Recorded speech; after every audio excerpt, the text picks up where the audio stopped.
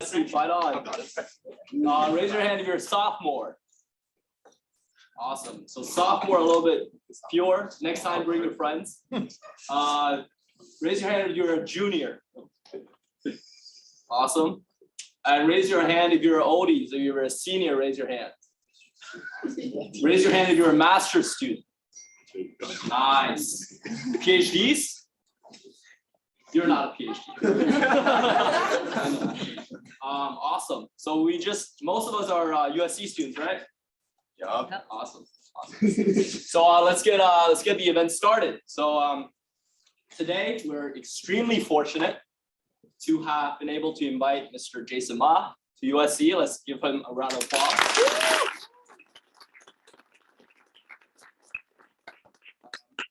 We have an intro for Mr. Jaeson Ma, Jaeson, and he's done a lot of things. So pay attention. At the end of our events, towards the end, you'll have the opportunity to ask your own questions. So if you have any questions along the way, just remember, and then we'll give you a chance to answer them later. Mr. Jaeson Ma is a media executive, artist, investor, and serial entrepreneur. He's the co-founder of EST Media, co-founder of Open, a Web3 creator platform that recently raised a $10 million seed round. He is the co-founder of the renowned global digital music label, 88Rising, for which many of us here today are huge fans of, right?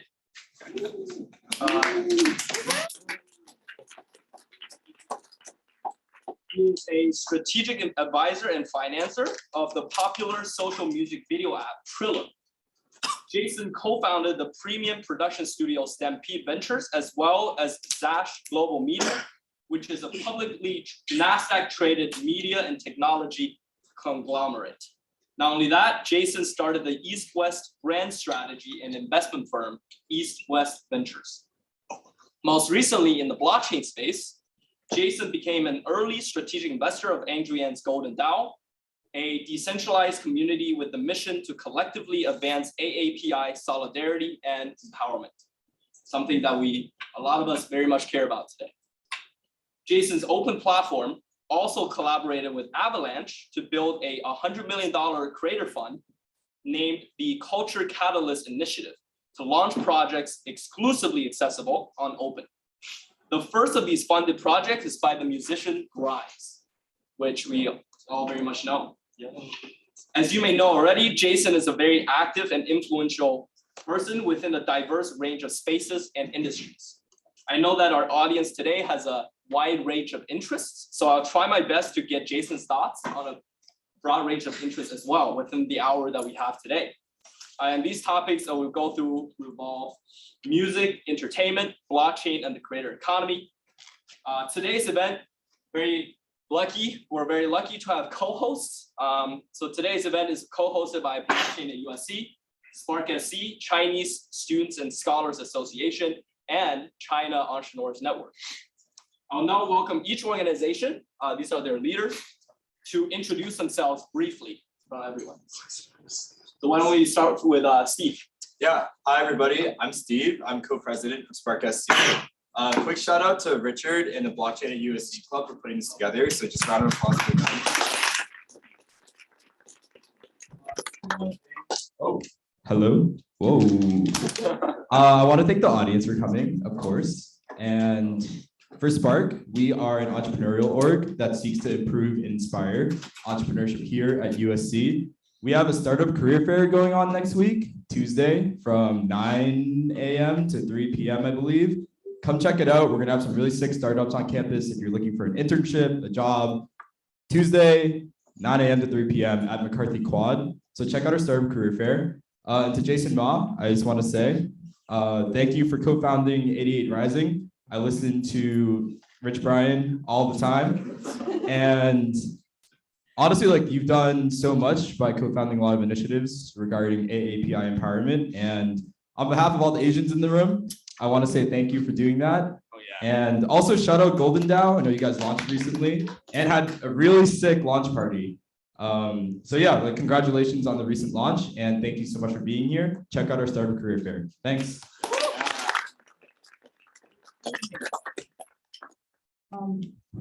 So hi everyone, I'm Julie Shi. I'm representing USC CSSA, and we're the largest Chinese students community on campus. So we basically hold all the Chinese culture-wise large events, including the Spring Festival Gala, SoCal Elite Gala, something like that. And we also have a lot of great entrepreneurship and hackathon events in the future. So the upcoming events include on April 23rd, we are gonna host an entrepreneurship conference in JW Marriott's in downtown LA. So it's gonna be really sick. If you scan the code, you will see more detail about that event. And also in June, we're gonna host a blockchain hackathon online. That will be like 1 month event, and it will be great sponsors and great price. So stay tuned for that, and I will be right there if you're interested in that.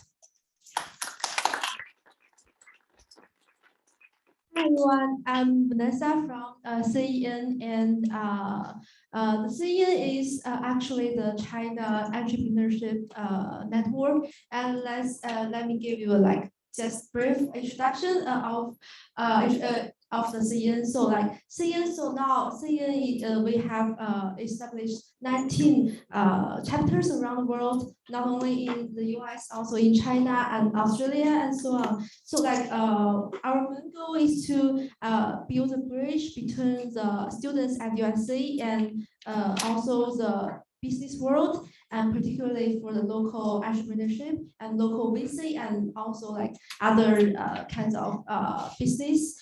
And so we want to provide a better platform for students to expand their networks as well as their career opportunities. So we also have other chapters in UW and other schools. Next, let's Rui-Shan to introduce our activities. Hello, my name is Rui-Shan Ding. I'm the other president of China Entrepreneur Network.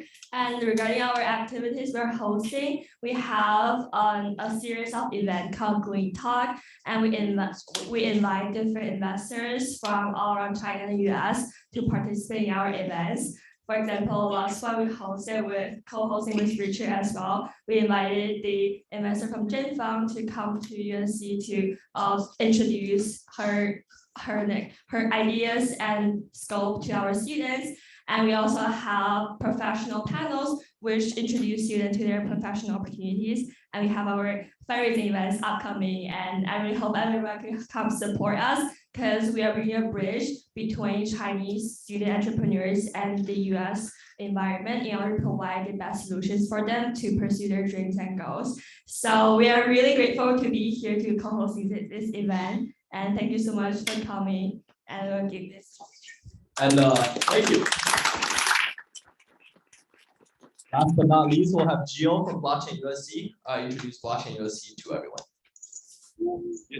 Yeah, hi guys. I'm Giovanni from Blockchain at USC. I'm sure many of you are from the club, but if you're not, Blockchain at USC is a passionate community of blockchain and cryptocurrency enthusiasts, and is the largest blockchain-focused student organization in all of Southern California. We organize the inaugural USC Blockchain Hackathon, host weekly workshops for USC students. We'll manage a decentralized treasury to fund monetary grants for student startups, manage student-led blockchain research and publication teams, and conduct professional speaker events for industry leaders to network with the USC blockchain community. If you want to connect with us, our Instagram and Twitter are both at blockchain at USC AT, and learn more about the club via blockchainusc.com, where you can find the link to our Discord. So yeah, thank you. Awesome. Now let's start getting to the main event of the night, Mr. Jaeson Ma. I'll pass the mic to you. I'll shout my questions out loud.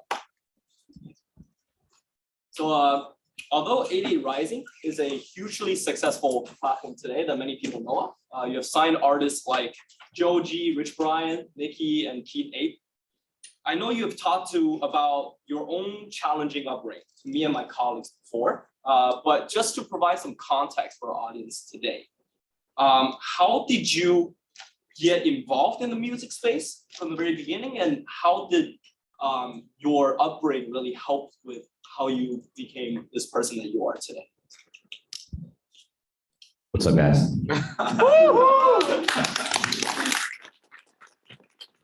Thursday night?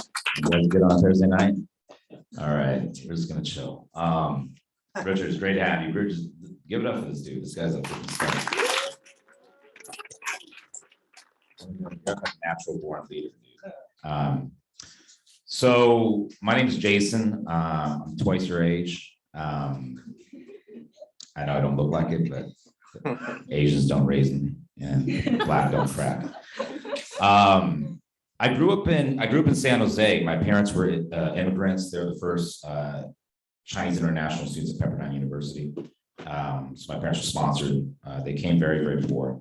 And then my father became an entrepreneur in San Jose, California, the Bay Area. And because of his work, he was just he was always traveling. And so basically my mother raised me, and we weren't like in a high income area. We weren't like in a super low income area, but it was like month to month, like barely making it. And so I just kind of grew up in like a very multi-ethnic community. So most of my friends were either Hispanic or they were South Asian. So I grew up around a lot of Asian gangs. And I just always had an affinity to hip hop. And so you guys are too young, but I used to rock when I was in fifth grade, like fourth, fifth grade, like a Run DMC t-shirt. And they were like one of the first rap groups ever, like religiously. And then in junior high school, I really just got into underground hip hop music, became just a b-boy, started rapping literally like at 11, 12 years old. It was like, you guys ever watched the movie 8 Mile? Eminem. I'm like the Asian Eminem. That was kind of like, that was my journey. And so, I kind of just, I just ran with the streets. So I was just like hanging out with gangs, mostly Vietnamese gangs at the time. I got kicked out of 3 high schools, ended up my 4th. This is definitely not the Asian American story. So, but always was, just hustling, always just surviving, always just like figuring out how do I make it to the next, right? How do I make $1 out of 15 cents? And so I found Christ. I became religious when I was 17. I was on my way to jail, and for grand theft. I know it sounds crazy, but I was working at an Armani Valentino suit store, and I was stealing or laundering suits with my 2 friends and making a lot of money. So I was like driving a Beamer at like a 3-piece Valentino suit. I had flat tops and bangs. It was like some old school like China fat shit. And then I found Christ, and then I decided like, I want to just make my life different, because I was drug dealing, I was in gangs, I was on my way to jail. My mom was praying for me every day. She was a churchgoer. And long story short, I turned myself in, even though I should have went to jail. The cop let me go, gave me a second chance. And then when I went to court, even though I pleaded guilty, they decided to basically deny me my own conviction and said, you're not guilty because we've seen you change. And during that time, I kind of just took it as a second chance. And I was like, I want to live my life, not for myself, but for a bigger purpose. So I was 17 at the time. And so I started working at a startup. This is Web 1.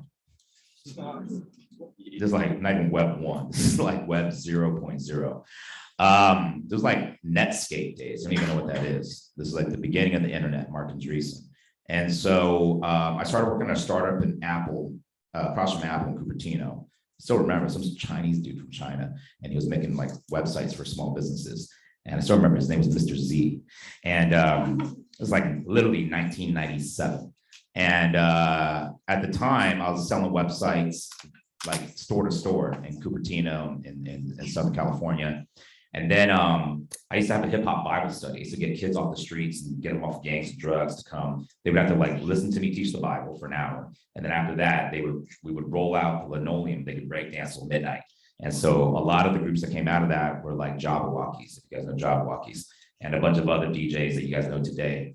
But at the time, I was listening to this guy preach every Sunday at this giant church his name was MC Hammer. I don't know, does anyone know who MC Hammer is? Yeah. Too legit to quit, can't touch this, baggy pants, like this whole hobo thing, that was MC Hammer, right? He had baggy pants for anyone who had baggy pants. And so he was preaching every Sunday night, and I was like, yo, this would be so dope if I could get MC Hammer to come speak at my inner city hip hop outreach. And so I chased him for 6 months. I was 17 years old at the time. Finally got to him, told him if he would come speak at our once a year hip hop anniversary outreach event, get kids off of drugs and gangs. And he was like, I'm down. And then he kind of looked at me like, so what do you do? And I was like, I work at a tech startup. And he's like, tech startup. He's like, I invest in startups. I'm a venture capitalist. He's like, you're Asian. You must know how to use computers. Come work for me. So I was like, you gotta be kidding me, MC Hammer. So I quit my job that week and I became his assistant. And I was 17. I would drive an hour all the way to Tracy, California, which was east of Oakland. And I would go to his office and he'd be like, check this out. Everything's Bluetooth, wireless, da-da-da-da-da. We're running fiber optics, rich content, digital distribution. He's like, Hollywood's going down, music industry's going down. Everything's coming to Silicon Valley, 1997. And I was like, all right. And he was like, trust me, Jason. And he introduced me to his best friend, this guy named Ron Conway.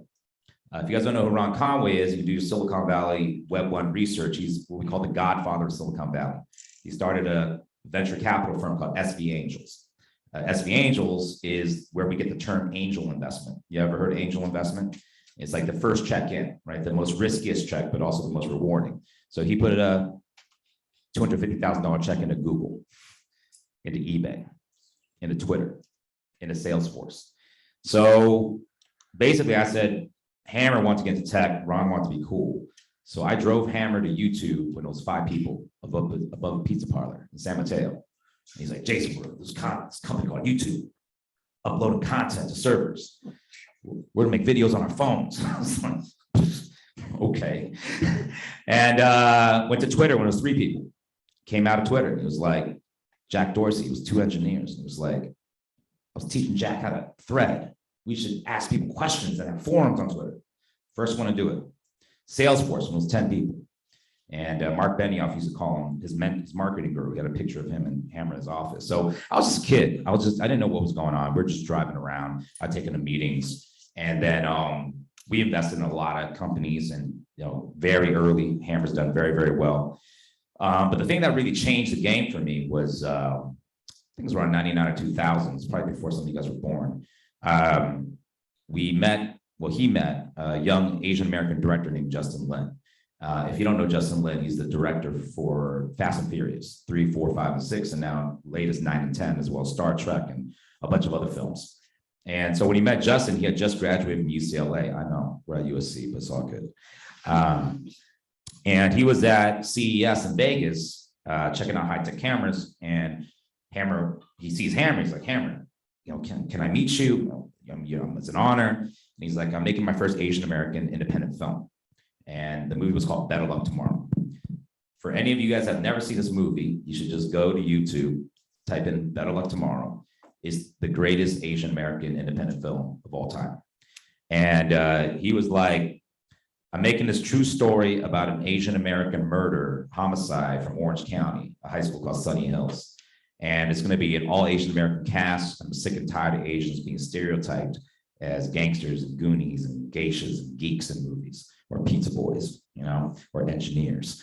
And he was like, can I get your number? So Hammer gives him his number, and 3 months later, we're driving in the Bay, and he gets his phone call, and he's like, from Justin, and Justin's like, yo, I maxed out all my credit cards. My parents have given me all their money. If we don't get X amount of money in the bank account tomorrow morning, they're going to take away all my film equipment and this movie's over. Like, I'm done. Like, Hammer, can you help me? And basically Hammer just, for some reason, just went to the bank and just wired him the cash, like nothing signed. So like a year goes by and we're like, yo, does this dude just con us and like steal our money? It wasn't a lot, but it was, significant. And about a year later, I'm in the office and I see Sundance Film Festival, Roger Ebert gives 2 thumbs up to young Asian American director, Justin Lin. And I'm like, Hammer, is this the dude we just invested in a year ago? And he's like, no way. So he calls up Justin, and Justin's like losing his mind. And this was the first movie for John Cho, if you know John Cho from Harold and Kumar. That's in Star Trek. That's in the recent movie Searching a few years ago. It was the first movie for Han, Sun Kang. You guys know Han in Fast and Furious, a Korean dude that keeps coming back every other from Fast and Furious. He dies, he comes back, that dude. So this was his first movie. Jason Tobin's first movie. He's in the Cinemax series called Warrior. If any guys seen that, he's also the lead for that. So long story short, there was also Karen Anna Chung, and she was like the first kind of Asian American female lead actress in the 2000s. And so when I watched this movie, it was like the first time I saw on a movie screen in America, in Hollywood, where, wow, I wasn't stereotyped. Like, these are people that look like me, talk like me, act like me, that were me. And it was done in a really, really excellent way. So when I saw the movie, I was like, wow, this is what I want to do with the rest of my life. I want to represent Asian culture in mainstream media the right way. And I always believe that, a quote, Allen Ginsberg once spoke, that whoever controls media controls the minds and the behavior of culture.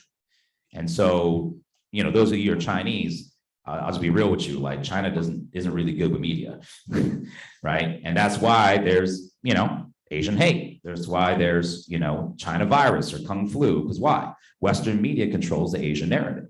And Asia doesn't have an answer when it comes to media. We don't have our own BBC. We don't have our own, Al Jazeera or our own CNN or our Fox, you know what I'm saying? And so at that time, I was like, this is what I want to do. I want to dedicate my life to representing Asian culture the right way in media, entertainment, and technology. And so long story short is I told Hammer that I want to leave venture capital after doing it for 5-6 years and come down to LA and get my master's in film and television, either here, USC or UCLA.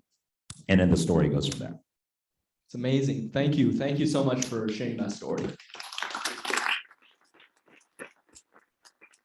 I think what's fascinating about you is that you've been an OG in so many industries, right? Music, certainly one of them, and now Web3. And you talked about culture a little bit earlier, and you spent a lot of your lifetime empowering cross-cultural innovation and empowerment. You've helped Asian artists capture North American mainstream markets and attention. So from your experience, how do you balance fitting into a culture like the US hip hop culture and between how to make people uncomfortable through innovation, how to break the mold? So I guess in other words, the question is, how do you balance fitting into culture to be accepted and also breaking the mold within a certain environment so people actually see innovation? It's a hard question, man. You're a smart dude. I thought I was at a university. This is like getting questioned by the Senate. So I always say that there is no replacement for originality, right? There's only one you. Think about it, right? There's nobody with your fingerprint, with your DNA. The worst mistake you could ever make is trying to be somebody that you're not. That's the biggest lie in the world. That's why Instagram is horrible, because it's always constantly telling you to be something you're not, right? I gotta live that life. I gotta look like that. I need a smaller nose. Like, goddamn, just be yourself. And the problem is, everybody wants to be like someone else versus being themselves. And especially as Asians, right? In America, if you're Asian in this room or you're an immigrant, there's always this kind of chip on your shoulder that, you're not accepted. You don't have role models or heroes or people that look like you that are in places of power, places of position, places of representation. So early on, I always knew, thank you very much. Like, I already knew I was at a deficit in America, right? Like, growing up to this day, they did a Gallup poll, I think during COVID and during the Stop Asian Hate, like, who's the most famous or popular recognizable Asian American that you can recognize or confirm. And the top two answers were, number one, Bruce Lee, and then the second was Jackie Chan. And Jackie Chan's not even American. And so my point there is, after 40 plus years, role models that are Asian and American has not changed. That's a problem, right? And so for me, it was always just like, if you can't get a seat at the table, you have to create your own table. So I'm never gonna wait for somebody to give me a hand up or a handout. I gotta just create my own path. And I think my upbringing, because I didn't come from a silver spoon, always forced me to figure it out myself, right? You gotta hustle. And I think that's sometimes the biggest problem when you're born into wealth, is that you just get lazy. It's also a problem if you're really pretty, you just get lazy. And so sometimes being rich or being beautiful is a curse, right? It's not a blessing, because it forces you not to figure out how to solve problems and actually, be innovative. And so for me, it was always just like, how do I make something that I have in my hand that's little and make it something more? And then how do I continue to be faithful with that and continually grow that? And so for me, it was always just about the hustle. It was always just about what can I do that is uniquely who I am and not someone else? And then how do I create a product or a service that is truly different, unique, original, and excellent? A lot of people will ask, like, what made your path different? And for me, I was just involved in projects that I knew were original. They were authentic. They were different, but they were dope, right? Like Better Luck Tomorrow is just one of the greatest independent films of all time, regardless of it being Asian American. When I started my first music label, it was before 88Rising. It was years before 88Rising. It was MC Jin. If you know Jin, he was called Jin the MC at the time. He was just dope as battle rapper. He happened to be Asian American, but he beat out every other rapper in the world, whether they're black, white, brown, or yellow, right? He was just a great battle rapper. It wasn't about him being Asian. It was just him being a dope rapper. When we said Manda's Far East movement, like it was 10 years before they had the #1 hit, like a G6. But until that time, they couldn't find their own authentic sound. And so when like a G6 hit, it was electro, but it was also hip hop. And there was nothing like it at the time. And so again, most people didn't even know they were Asian. They just knew the song. Anyone remember like a G6, right? And you just party to it because you just want to get drunk and get fucked up, right? It was a great song, right? But most people didn't even know that they were Asian, right? They were the first Asian American pop group to go #1 on the Billboard way before Psy and Gangnam Style, right? So my point is, if you look at the trajectory, it was never about being Asian. It was just about being original and putting out great product. You know what I'm saying? So like the founder of Zoom's Chinese. I don't think most people know he's Chinese. What's his name? Eric? Doesn't matter. We all use Zoom every day. We weren't using Zoom 24 months ago, right? We're using Zoom every day now. It just happens to be founded by a Chinese dude. You know what I'm saying? And so at the end of the day, you just have to be original. You have to innovate. You have to do what you're called to do, and don't try to do what someone else is trying to do. And that is what's gonna make your place in this world, right? Find your gift, find your passion, put those two things together, and you'll find your destiny. And that's what you got to do every day. It's just like, what am I called to do? What am I great at? What do I suck at? Okay, whatever I suck at, I'm not going to stop trying to be that, right? If you're trying to be an influencer and you're ugly, don't try to be that, okay? But if you want to be, but you're like pretty and trying to be an engineer, don't try to be that either. You know what I'm saying? But if you're pretty and you got dev skills, okay, you're a unicorn. Like, go and do that, right? But the reality is, do what you're good at. Don't focus on what you suck at, right? And just do that, right? And be great at one thing. And if you are great at one thing, spend 10,000 hours doing one thing well. If you do 10,000 hours doing one thing well, then you could be 10,000 hours doing one thing great. And when you're one thing great, I guarantee you'll get a phone call from Apple. I guarantee you'll get a phone call from, whatever Fortune 500 corporation. Or if you're really smart, F them all and go do it yourself. Build your own Apple. I'm done.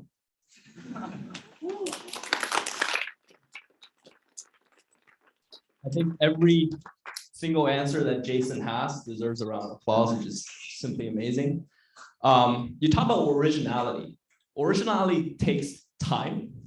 It's difficult, takes a lot of trials and errors. You've been an investor, you've been the founder. How do you develop faith in someone else when they're trying to create something original?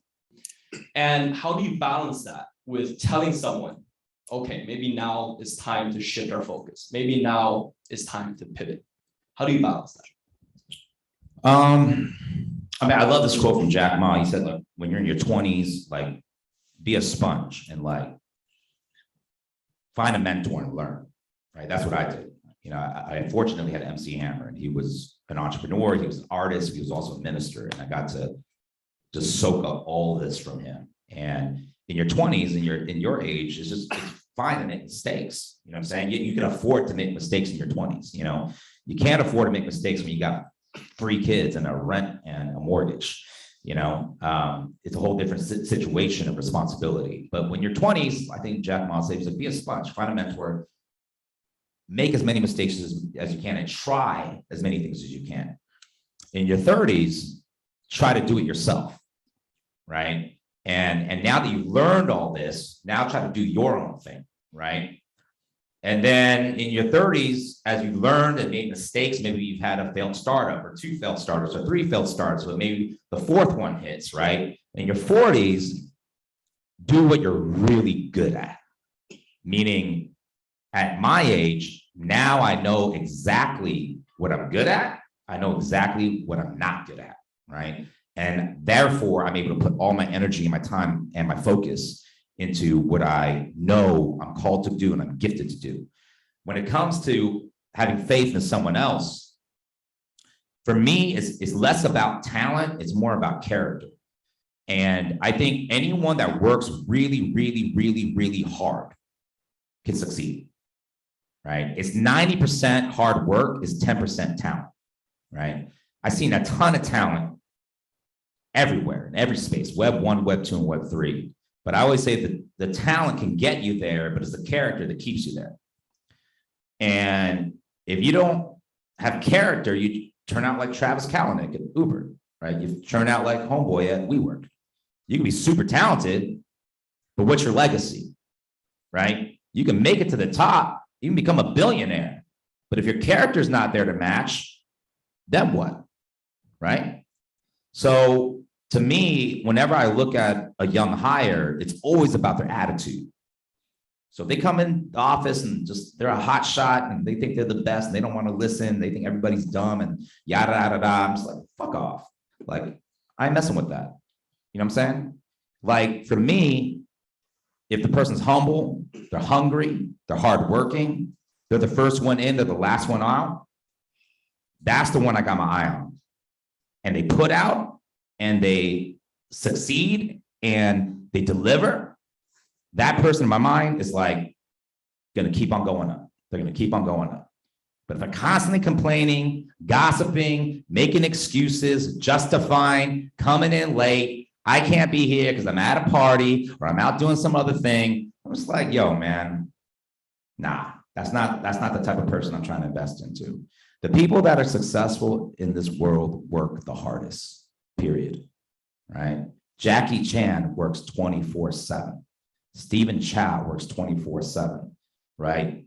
Denzel, whoever it is, anyone that succeeds, they work hard. And while you're sleeping, they're working. When you're eating, they're working. When you're having fun, they're working, right? And those are the people that succeed. But the reality is this, if that's not you, then it's okay. You don't have to be that person. There's entrepreneurs and there's followers, right? Which is all good. If you're a follower and you're supposed to be a part of an entrepreneur's ecosystem, you're still necessary, right? But when you're called to be an entrepreneur, it's just a whole other beast, right? I'm still single, okay? Okay?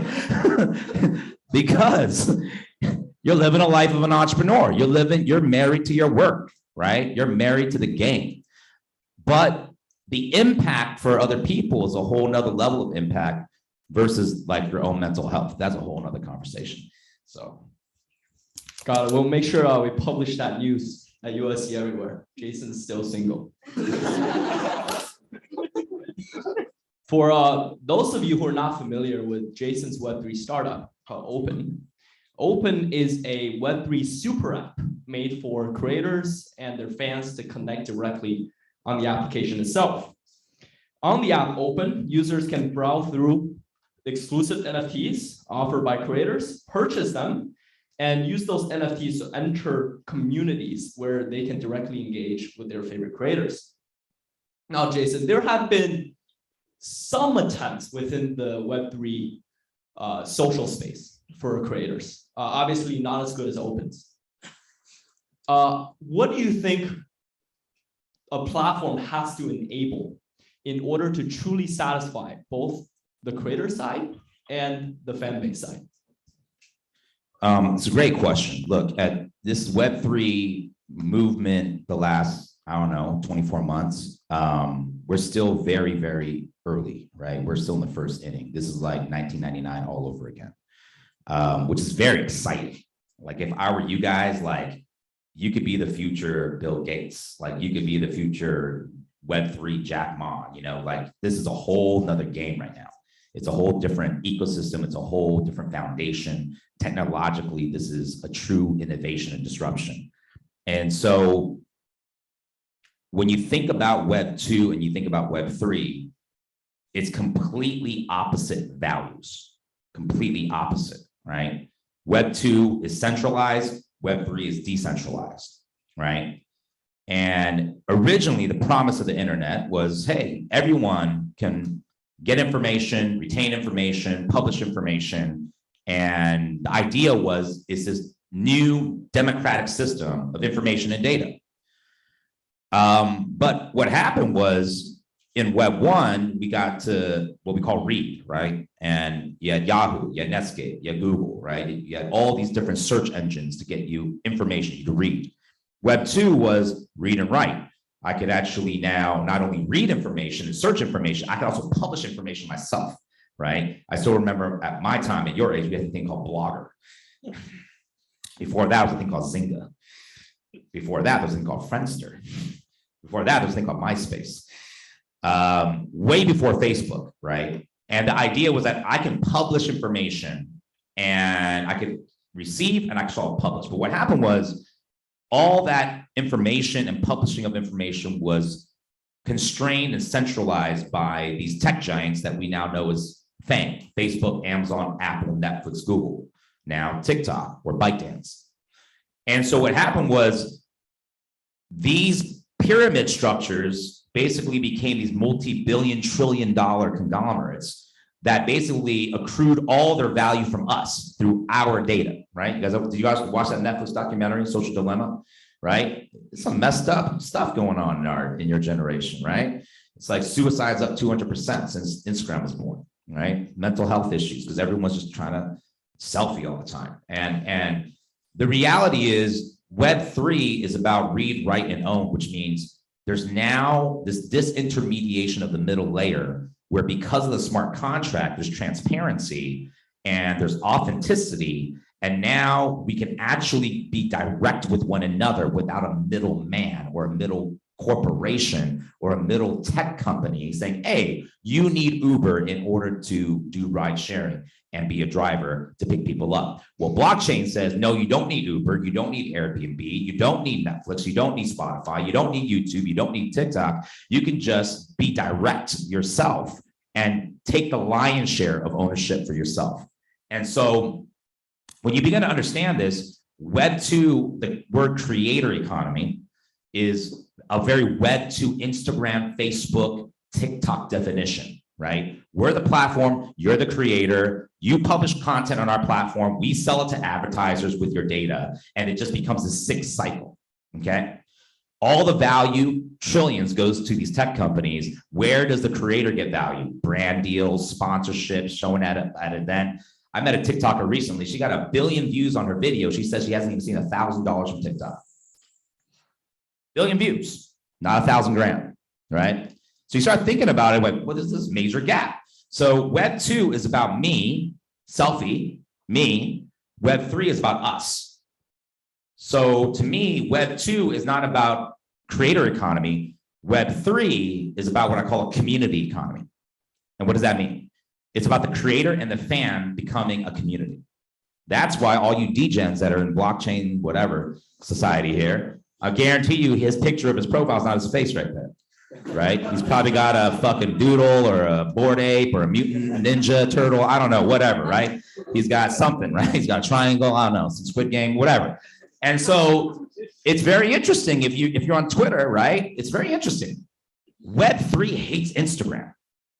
If you post about Web3 and Instagram, people just start shitting on your ass, right? They're like, you don't like the eco-friendly, you're, right? Because Instagram's all about me. You want people to like you, right? It's not about us. It's about self-image, right? Twitter is all about thought leadership. It's about thinking. It's about the town hall. It's about conversation, right? And so you go on Twitter, it's a whole nother thing.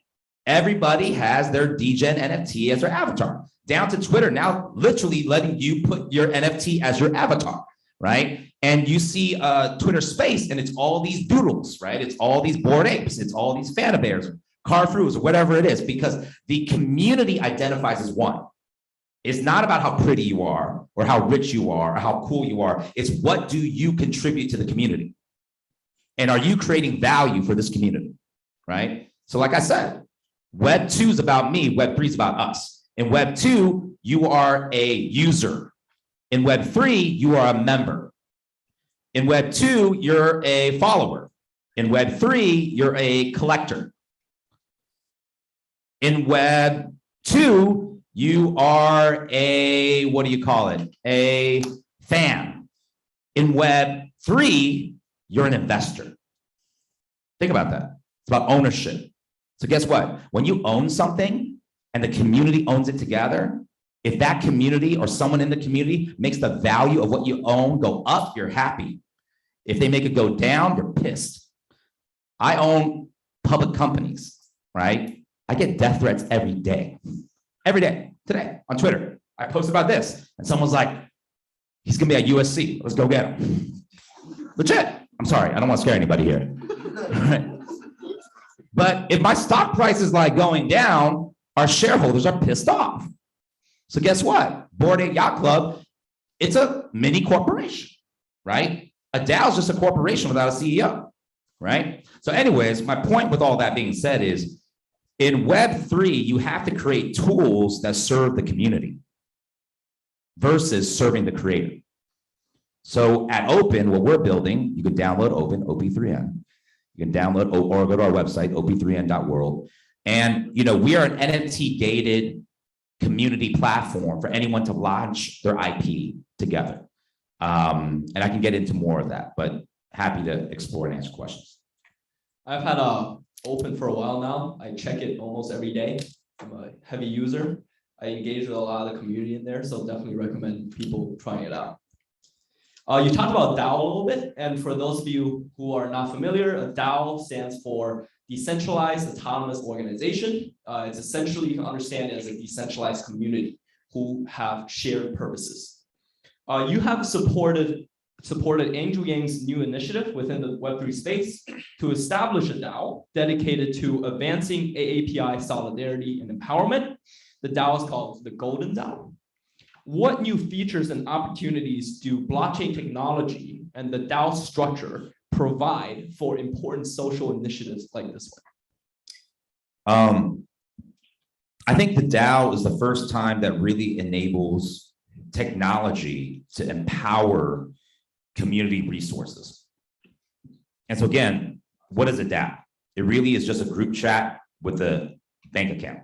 That's all it is. Whether it's a WeChat group chat, a Telegram group chat, a WhatsApp group chat, a Discord group chat, just a group chat with a bank account. It's no difference than CENZ, USC, CSSA. I'm gonna shout you all out. What's this one? SparkSC. SparkSC. Blockchain USC. Blockchain. Are you guys a DAO? We are setting up a DAO right now. Obviously, right? You guys are slow, man. Come on, get with it. I'm messing with y'all. Every one of these is a DAO, technically, right?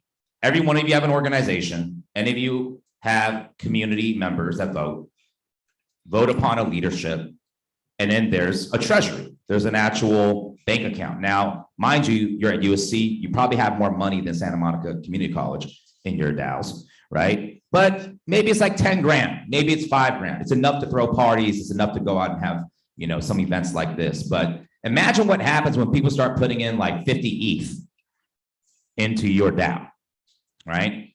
And all of a sudden, you guys hear about Constitution DAO, right?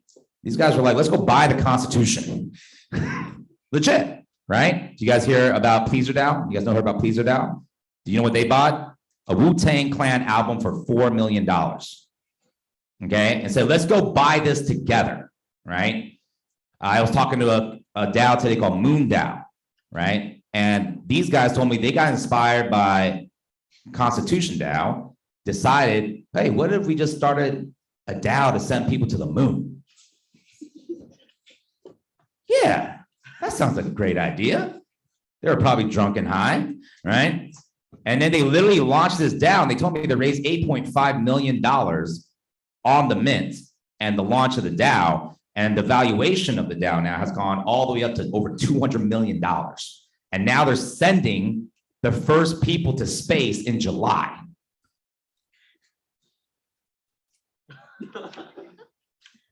That's a lot more powerful than a student body organization.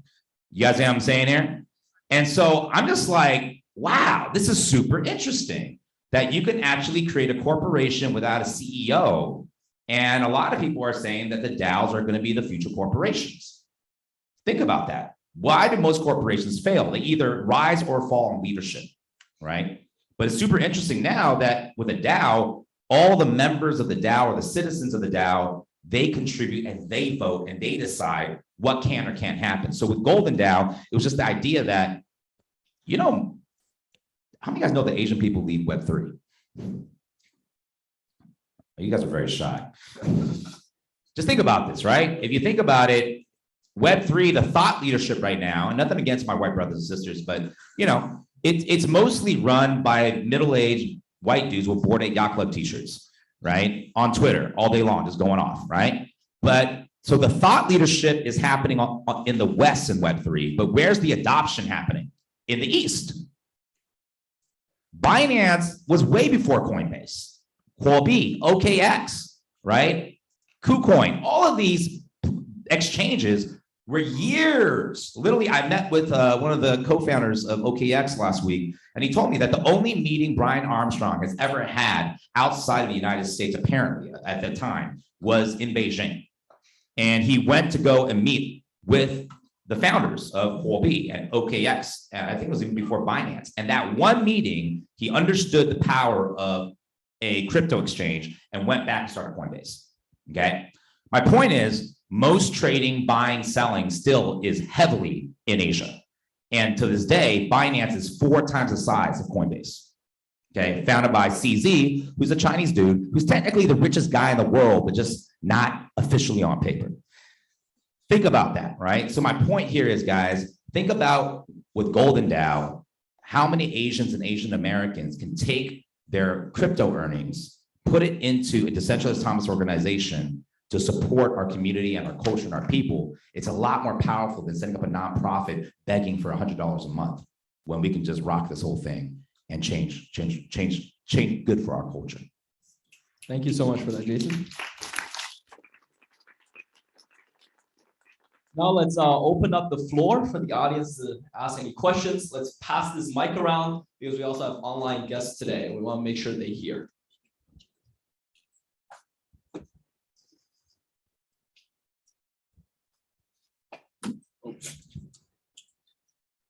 Hey, Jason, I'm Steve. I was up there earlier, but just wanted to reintroduce myself, co-president of Spark. Shout out Spark. Shout out Spark. Thank you. But again, thank you for coming to speaking to us and taking the time to do so. Something that stood out to me was you mentioned that from Web 2 to Web 3, one of the biggest skills that someone can have is like community and how community is like the biggest thing in Web 3. So I'm wondering for the transition from Web 2 community to Web 3 community, what you think like the most powerful skills that someone can have as a community builder are. Like, is it understanding the dynamics that happen in Discord or potentially figuring out how to get people from like in person to Web3 or like online? What type of skills do you think are valuable as a community builder in Web3? It's a great question. There's an article written by the PM of a company called Alchemy. I'll have to send it to you, where he talks about what does it mean to be a project manager in Web3. It's totally different than Web 2.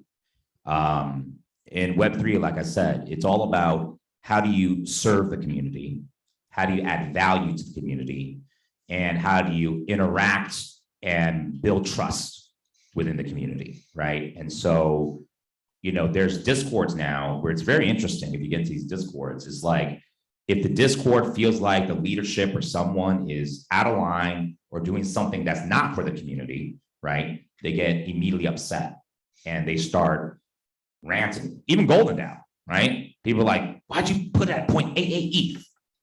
You guys are just trying to rug us. I'm like, no, because you're Asian, you got money, so give that. You can afford it, all right? Why am I gonna go cheap when I know that we can go home, we can go big, right? And that's the problem with Asian people, we're just so cheap. Always complaining. It's like, why is it not 0.08? Because I know you can afford it. But again, I think again, it is about leadership, and I define leadership as service. True leadership is not about what you can do for me. True leadership is what I can do for you, what I can do for this corporation, what I can do for this DAO, what I can do for my country, what I can do for my family, what I can do for my friends, right? How many guys just don't like being around selfish people? Okay, like that one person that you tolerate in your crew, right? Because they're always taking, right? There's takers and there's givers, right? And so in Web3, again, going back to Web 2 and Web 3 terminology, Web 2, it's all about me. Take, right? What could you do for me? That's why LA is horrible, right? Everyone you meet is like, oh, who do you know? Oh, really? You know him? Okay. What's up? Right? And everyone's trying to hustle. Everyone's trying to, and I get it, right? But it just gets really old, right? And it gets really tiring. And so whenever I meet people that are just trying to take, right, I recognize it pretty quick. And I'm just like, that's not the type of person I want to be around, right? I want to be around people that like elevators, right? They either take you up or they take you down, right? And so for me, I'm always in a position as a community builder, what can I give to the community without expecting anything in return? And I think when you have that mentality, you can truly succeed. Now, on the flip side, being generous will also make a lot of people try to use you and abuse you. And you have to be smart about it, right? And so, I'm generous to a certain point, right? But there's a certain line when I start realizing people are using me or people trying to, just network off of me and get something from me. That's when I draw the line, and I just don't allow that type of energy in my space, right? So, and this comes to dating too, by the way, right? Like if you're with someone and they're most of the time draining you, it's probably not the best relationship. Your mother doesn't have to tell you about that, right? And you just got to cut the cords loose and get with someone that actually brings you up rather than brings you down. I just want to say thank you so much for that. And I will shoot you a DM on Twitter to get that article. I'm at woes.steve on Twitter, so watch out for that DM. All right. Yeah, thank you so much. Shout out. Let's get someone in the interest of time. Let's do 2 more questions. Let's get someone in the middle, maybe. Maybe the black shirt over here. Sorry, the black shirt. Yeah. First of all, thank you so much for coming, Jason. My name is Bobby. I was actually at one of your USC guest panel a year ago, COVID on Zoom for USC fam. I was actually at that time, I was interning for a label company at Beijing at so I was like online Zooming, like speaking about the music industry. So great job on the 88Rising out of the cultural representation in the music industry in America. My question is, we've seen like audios, one of NFTs, there are a lot of new innovations related to music like popping up in the Web3 world. But how do you think it's going to impact on the traditional music industry? Because we've seen they're all trying to like directly connect like fans and artists. I've seen like Downfounded doing taking the neighbor has like all kind of an NFT project coming up, trying to cut off all the middlemen, connecting fans and artists. But how do you think it's going to impact the future like traditional music industry in like 5 years or 3 years? Yeah, thank you. Thank you. And thank you for zooming in from Beijing. Sure. I remember that Zoom. That was cool. I think, look, end of the day, I think 5 to 10 years from now, 5 years will be very different. I think 10 years will be completely different, right? And I think in 10 years, a lot of these players like Spotify and iTunes and whatnot are going to be obsolete, just like CD players, right? It's like, do you have a CD anymore, right? Unless you're like a BTS fan, right? You can like buy a secret CD or some shit, you know what I'm saying? I think the reality is when it just comes down to value, right? If I'm an artist and I can deliver music to you and you can pay me directly or contribute directly to me, and I don't have to give that away to someone else, why would I, right? Unless what you're offering me as a platform or technology is something I absolutely cannot do myself, right? And so I think there is value in music labels. And what I mean by that is music labels have a lot of money. They have a lot of reach. They have a lot of connections, right? But again, it's very interesting when you think about it, right? Right now, the label's good because if you're on 88Rising or you're on Warner, you're on Sony, we got connects with the Spotify playlist director, right? You don't, right? And so we can push you on that playlist, right? Because we're in this Web2 ecosystem where now Spotify 10 years ago, guess what? Spotify was Web3 10 years ago, right? When they came in, it was like, what's Spotify, right? And it's like, oh my God, all the labels were like, we're against this, right? Then they caught on, then it became the norm, and now we have to work with Spotify and iTunes and Tidal, et cetera, et cetera, et cetera. But my point is this, what happens when there isn't a Spotify that's controlling the music industry and you don't necessarily need to get hot because of a playlist? Then the music industry's A&R marketing has a very different role, right? So maybe at that time, it's not about marketing you on Spotify. Maybe it's now being a PM at Warner marketing you in Discord or a la Open, right? So you know what I'm saying? So things are going to change. How's it going to change? We'll see as it evolves, right? I was with the founder of Audius today. We, spoke today for 2 hours, and it's amazing what he's doing. He's giving every artist and management the back-end software to write their own smart contracts and divide the royalties and who owns what. So from the get-go, I'd be like, yo, okay, you're gonna get 30% of the song because you wrote the lyrics. You're gonna get 30% of the song because you made the beat. I'm gonna get 40% of the song, right? Because I sang it or whatever. And then when this actually goes out and gets distributed through the smart contract, everyone gets distributed transparently and evenly out the gate, right? Versus going through the label system and somehow the label saying, oh, we had to pay this lawyer and we had to pay that and then we had to do this, then we had to do that. And yeah, you get a few crumbs, right? But it's all good. You're famous. You'll make money on the tour. You'll make money at Coachella. You'll make money through your lipstick brand, right? That's all going to change. Make sure we get a female voice in here too. Let's get Julie to. Okay, thank you. So I actually want to ask a question for more general background students. So I think most of students here come here because they're not only interested in you as a 88Rising co-founder. Some of them are also themselves entrepreneurs, or they are aspiring entrepreneur.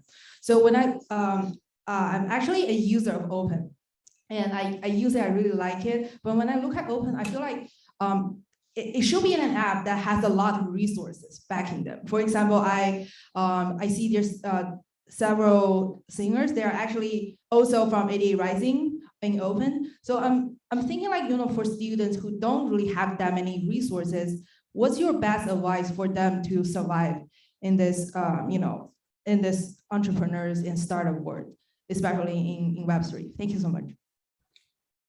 What's your name again? Julie. Julie, you should come intern at Open, and I'll help you build out what you're trying to build out. We had an artist that we featured on Open named Rocco. He's an old friend of mine from Shanghai. And you guys watch Zhongguo Yoshi, yeah, this is season 1 or season 2. I forgot. He was one of them, right? But I think it was season 2. And he got like a few rounds. And he has a decent following, right? He has maybe 80,000 followers on Instagram. He maybe has over 100-something thousand followers on Weibo. But he's not like, I was gonna say fine, God bless. He's not Jackson Wang, right? Right? He's not Jackson Wang. He's not Luhan, right? He's not like some big Chinese pop star or BTS. So someone like him who might just stream 10 to 100 to 200,000 streams on Spotify. Right now, if you get 1 million streams on Spotify, you know how much they pay you? $3,000. So if Rich Brian gets 100 million streams on Spotify right now, they pay us $300,000. It's not a business. After I pay everybody out, it's not a business, right? So my point is, I said, hey, Alrogo, why don't you try dropping an NFT album, right? I think you got 80,000 fans on Instagram. You think you could sell out 150 NFTs? He's like, I think so. So he sold out 150 NFTs and he made a few $1,000s without getting 1 million streams, okay? That $5,000 he made dropping an NFT album, guess what? He bought a new keyboard. He bought new software. He bought a new laptop. He got new speakers. You know what I'm saying? And so don't believe the hype. Don't believe that you have to get signed or you have to get recognized. Like all the artists that I've ever signed, none of them were like when we signed them, right? I remember when we signed Hire Brothers, Hire somebody, they had like 6,000 views on YouTube, right? But one of our A&Rs saw him, was like, yo, these kids are like Chinese Migos. These kids are dope, right? When we found Rich Brian, he was like a few 100,000 views when Dat Stick was going viral on YouTube and Facebook, and Dumbfounded was like, yo, check out this kid. And I thought it was a joke. I was like, this Asian Slim Jesus? And he's like, yo, but his voice is so deep. And I was like, damn, this guy can really flow. Even Joji, he was a YouTuber, right? He was Filthy Frank, right? And he wanted to transition and the music was completely untested. We had no idea, right? And so my point is, never believe the lie that I don't have enough resources to become an artist. Every artist, especially right now, you can record a song on your phone, right? You can record, there's like rap apps, you know what I'm saying? I still do it sometimes. Like I'll record a freestyle like on these rap apps, right? And I'll just be like, send it to someone and battle somebody. But my point is that if you make great music, it will come. And making great music right now is cheap. Getting software, getting your laptop, being able to just access plugins and beats off of YouTube. You know what I'm saying? Like it's cheap.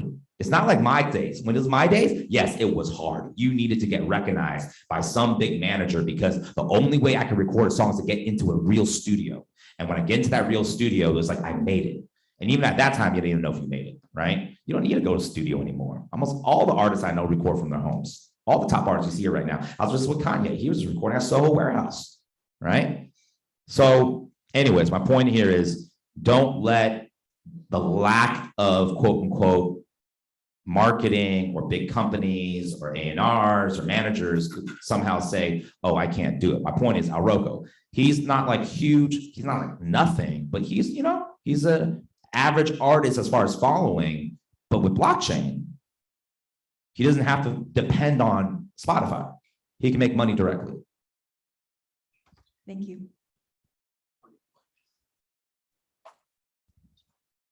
In the interest of time today, that is all the audience questions we can take.